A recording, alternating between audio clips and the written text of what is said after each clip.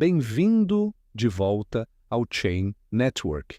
Educação clara e honesta para quem está dando os primeiros passos nas criptomoedas e nas finanças digitais, sem exagero, sem nenhum termo técnico deixado sem explicação. Da última vez a gente viu os golpes, o phishing e a engenharia social. E como reconhecer uma armadilha antes que ela custe caro.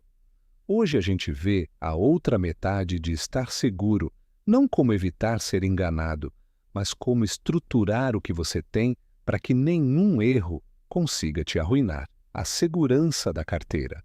Como sempre, isto é educação, não recomendação financeira. A gente está explicando como essas ferramentas funcionam, não dizendo o que comprar nem quando. Mesmo que você tenha o dispositivo de armazenamento a frio mais seguro do mercado e confira 2 vezes cada endereço de operação na tela física dele, depender por completo de uma única carteira cria uma enorme vulnerabilidade operacional. No mundo da preservação de riqueza, o objetivo final não é só deixar seguras as ações individuais. É uma questão de arquitetura. É uma questão de estruturar os seus ativos para que um único erro, um momento de distração ou um desastre imprevisto não consigam te arruinar. Para um investidor disciplinado e focado na acumulação de longo prazo, tratar toda a sua carteira como um único e gigante bloco de capital é um risco desnecessário. Em vez disso, você precisa construir um sistema de compartimentação, garantindo que se um muro de defesa se rompe, o resto da sua riqueza fica totalmente intocado. Para entender por que essa estrutura é necessária, vamos olhar um paralelo tradicional do mundo real, fora dos ativos digitais. O projeto de um navio de carga moderno. Um navio grande não é construído como um único casco oco e enorme. Se fosse, uma única batida numa pedra deixaria a água inundar o navio inteiro e o faria afundar rápido. Em vez disso, os navios são projetados com muito cuidado com anteparas internas, compartimentos estanques totalmente independentes. Se acontece um acidente e a água rompe o primeiro compartimento, a inundação fica totalmente contida naquela única zona. O resto do navio continua completamente seco e a embarcação segue boiando.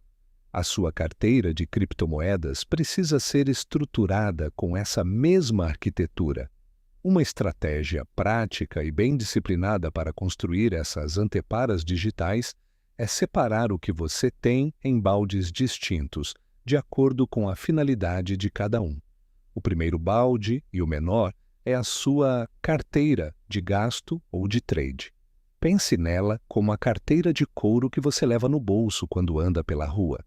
Você só guarda nela dinheiro suficiente para cobrir gastos do dia a dia, um jantar casual ou uma operação imediata.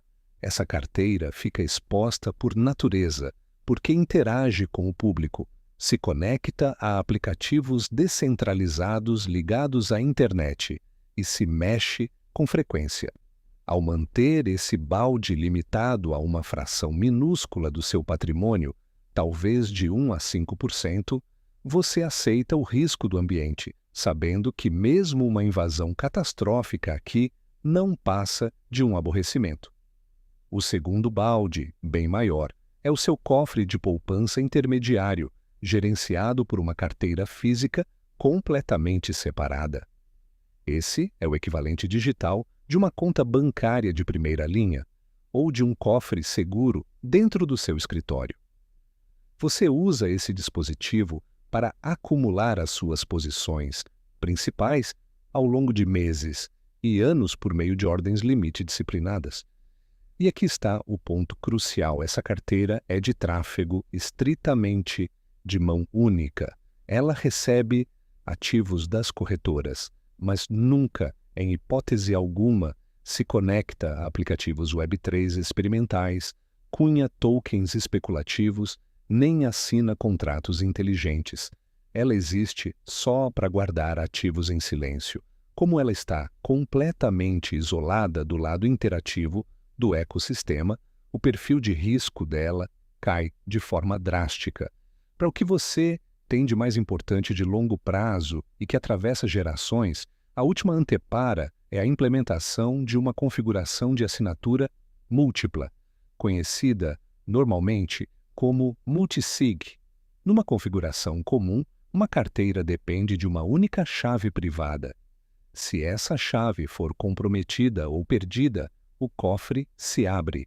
Uma carteira multisig elimina por completo esse único ponto de falha ao exigir várias chaves físicas independentes para autorizar uma única operação, como uma configuração de 2 de 3, em que duas chaves quaisquer precisam assinar antes que um único centavo possa se mexer.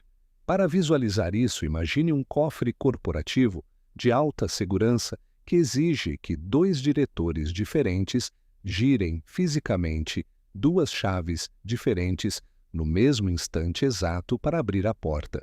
Você pode colocar uma chave física num cofre seguro na sua casa principal, uma segunda chave independente num escritório seguro ou num cofre de banco e uma terceira chave de backup num lugar geograficamente separado.